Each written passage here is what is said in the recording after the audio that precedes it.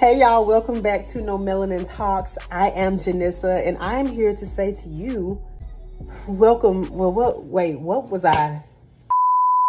I'm so excited that this new school year is upon us and y'all are getting ready to go back to school. For many of you, you might be moving into a dorm. This thing has so many levels and layers to it, and I'm just so excited to be able to sit here and talk with y'all and give y'all some tips that really helped me along my grade school as well as college journey, things that you can use as a visually impaired person. And even if you are not visually impaired, maybe you have another disability or handicap or genetic condition or something of that nature that has altered you in some type of way physically or even mentally. I pray that this is something that you're able to use, these tips, and that you're able to not just use them, but really allow them to transform your life and how you do things. I wrote this some years ago. This content that I'm about to give you now, I wrote this a few years ago. So if you have been following No Melanin for some time, then you remember when I used to blog on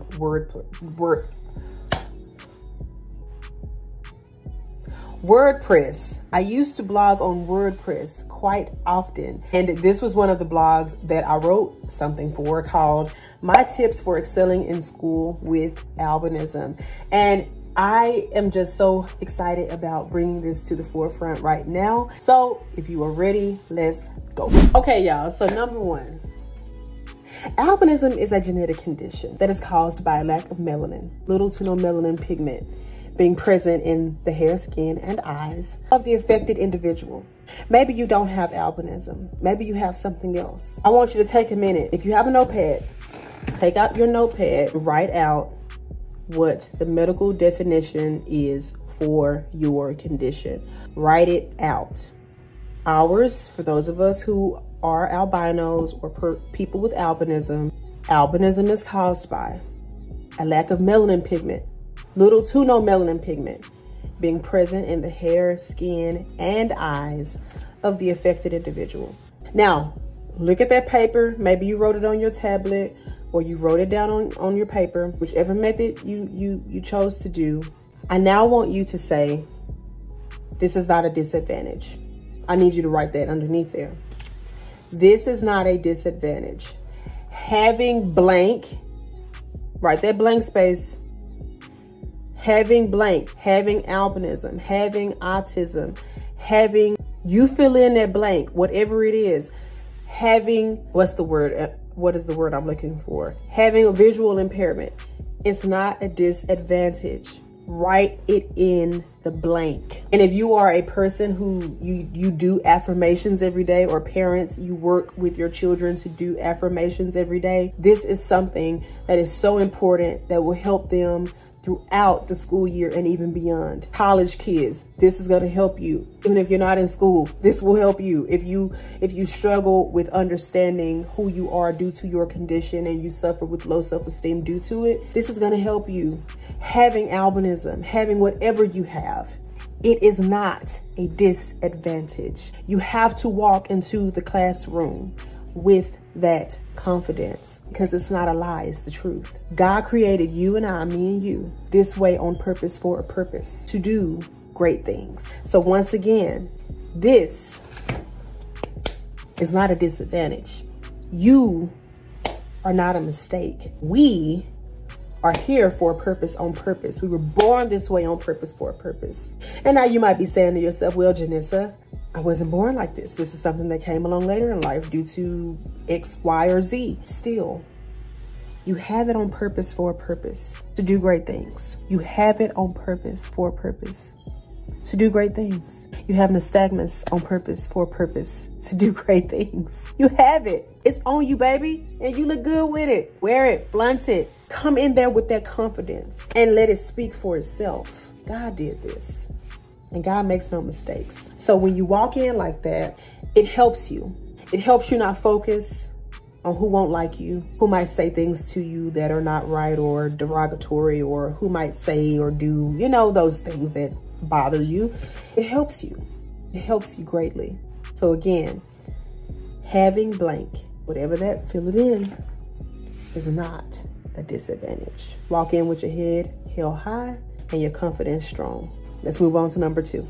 So this one is a good one too, because for parents and kids, or maybe, you know, you're a college student. This is good to know. First, parents, because parents or guardians have to know, just have to know about the condition that your child has, and you have to educate yourself on it as much as possible. Getting information and educational resources from your doctor is always number one, because even for me, you know, I talk about these things because I obviously have the condition, but I'm not a medical doctor. I've never been to medical school. So it's only so much I can even go into it. So that's why I strongly encourage you to sit down with your child's doctor to go over the specifics of what your child will need in the education system, and then do your part. And after you leave, if it's still some things that you want to know a little bit more about, go home and study, do some homework online for yourself. Be watchful of the websites that you go to. Stay off of the wacko websites. I just, you know, I don't know, just stay off of them. Don't visit those sites at all. I'll try my best to link some helpful sites down in the description box for you, so that you can look at those and go from there to build how you will teach and train your child how to have confidence with albinism, or again, just whatever they have. But by all means, do that and teach it to your kids. One of the greatest things that my parents did for my sisters and I was they didn't just take the information that the doctors gave them, but then they didn't come back and rehearse it with us. They would come back and rehearse it with us, but they would explain it in ways where we would be able to understand it as a child. Because obviously, if your kid is a small kid especially, they're not going to understand those big medical term words. But if you figure out a way to break them down to a point where a kindergartner can get it, or even maybe a 3-year-old, you're doing an awesome job. You are really doing an awesome job, because that's going to help your child be able to explain it to someone else. Because say one of their little friends in class has a question about their eyes shaking, or why is your skin so fair, or, you know, why is your hair color that way? They don't have to rack their brain trying to think of oculocutaneous albinism. You know, that's such a long word. I promise you, I wouldn't even be able to spell that word if I was on a spelling bee. But anyway, it's such a long word, and it takes so much to even speak it out and say it. Imagine your baby out there on the playground trying to do that. Teach them the word, and hey, if they can say it, that's awesome for them. But just teach them how to explain it in a way where their other classmates and friends, because they will have questions, maybe for show and tell, or if they want to say one of the assignments in class is tell us something about yourself that's really interesting and unique. Say that your child wants to specifically outline the fact that they have albinism. Well, this would be a perfect time for them to speak it in a way that their classmates will understand, because they will be speaking about it in their language. And even if you are in college, I encourage you to do the same thing there. Speak about it in a language that everyone will understand. And that's something that I feel like a lot of us can do, because we all know the different environments that we're in to a certain extent, especially when you're in your age groups. You kind of know how your age group talks. So just learn how to break it down in a way that everyone will be able to understand it and know, oh, okay, that's pretty cool. And then just go from there. So parents, just do that. And then also, like I said, please, please, please just heavily rely on your doctor, your child's doctor, regarding their needs as far as albinism and different things like that. And then for you as a child with albinism, I encourage you to listen to mama and daddy, listen to your guardian, listen to your doctor. It's so crazy now. You have so many like kids books, like Brandy Green, she wrote a kid's book. It's so many interactive things out there that kids can utilize to understand albinism a lot more. So I'm going to do my best to research all of this.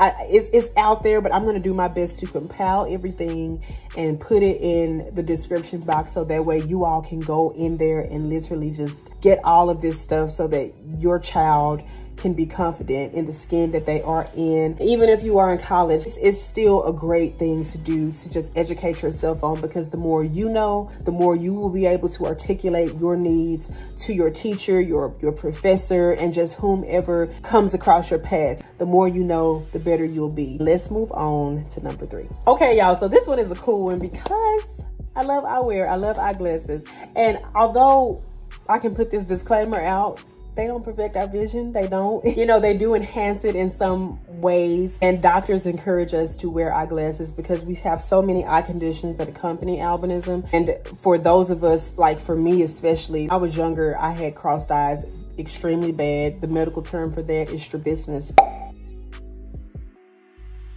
Even now I still have it, but my eyeglasses help strengthen the eye that's weak, as well as it helps me with nystagmus as well. Also just helps me do day-to-day activities that would otherwise be a lot more difficult if I wasn't wearing my eyeglasses. So it's great to wear them in those instances. It's completely optional, but again, doctors do recommend that we wear them, especially when we're doing things like reading and we're in class, or if you're wanting to drive and that's something that you and your doctor have talked about and they feel as though that's something that you can do. Those are things in areas, especially driving, you will need your eyeglasses for that. Like, there's no way around it. You'll have to wear corrective lenses. So in those types of instances, it's a must. You have to wear your eyeglasses. And then after you're done with class or you're done with school, you can take them off. It's also up to the parent as well. For those of you who are kids, if your parent doesn't require you to wear them, then you know you don't have to wear them. But again, it's solely up to the parent and what your guardian or parent chooses to do for you. I know for me and my sisters, we wore our eyeglasses, especially like I said, because they did help with the different eye problems that we had going on. Especially for me with my crossed eyes, they helped greatly with that, as well as helping me combat nystagmus. And also in addition to that, they help with being on the computer. We live in a technological world more than we did 10 years ago. So every day there's a tablet, there's a computer. Sitting in front of the screen can really do a number on your eyes, and that's for people with normal vision as well. Having blue light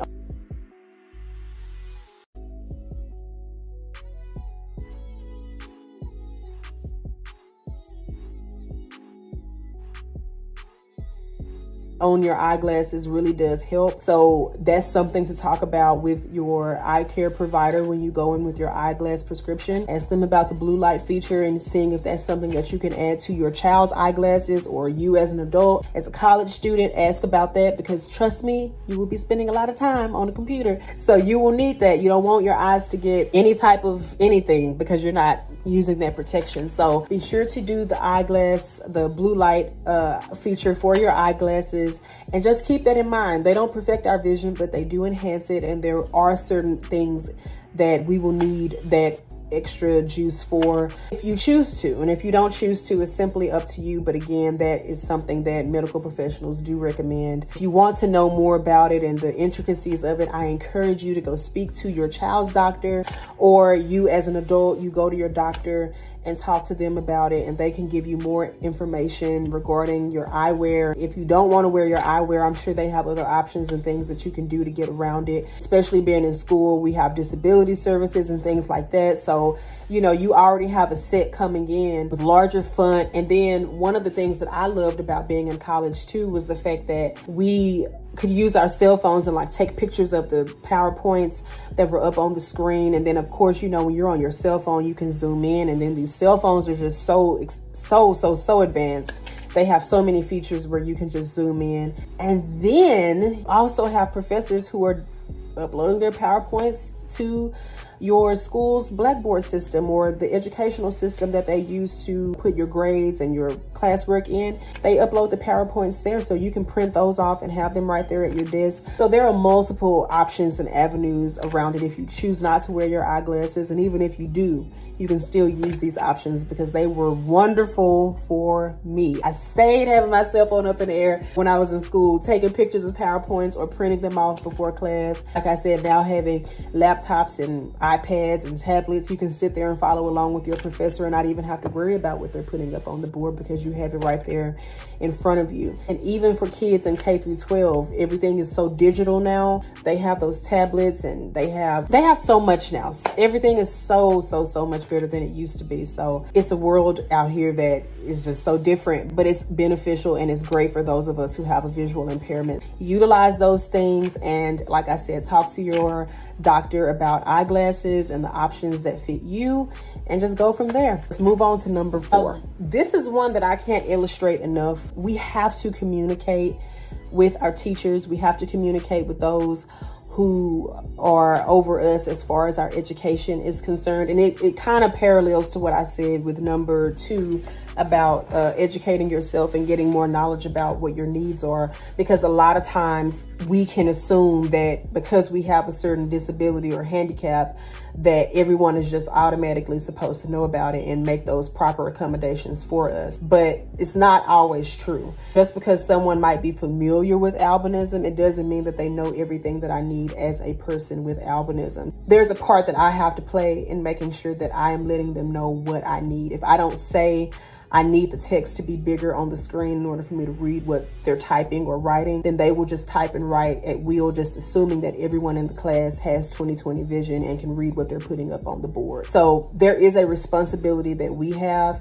And that's why I said earlier, parents, make sure you are teaching your kids how to explain themselves, about their condition, about their needs, and also letting the teacher in on this as well, even when you're in college, doing the same exact thing, because you can be utilizing disability services, but you might still have sometimes where a professor just really might forget. They might forget to print out this large print thing for you, and you might have to remind them of that. But if you're unfamiliar with how to articulate or speak it to them, you might feel a little ways about it.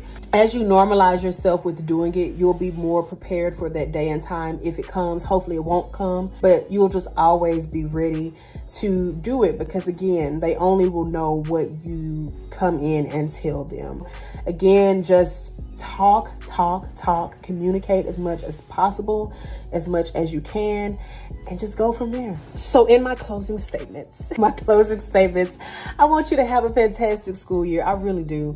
Education is, wow, it's amazing. Knowledge really is power. So be it grade school or college or higher education, my hat is off to you. I am praying that you have a successful school year, and that whatever field you're going into or whatever you're doing, that you have a ball doing it, you have fun. And even in those moments where you're studying and it seems like, oh my gosh, I'm not getting this, or you're stressed out because the tests and the grades aren't looking good, hey, God is in control, and please know that I am praying for you. I think I have another episode in me. I think I have one more episode to give for this.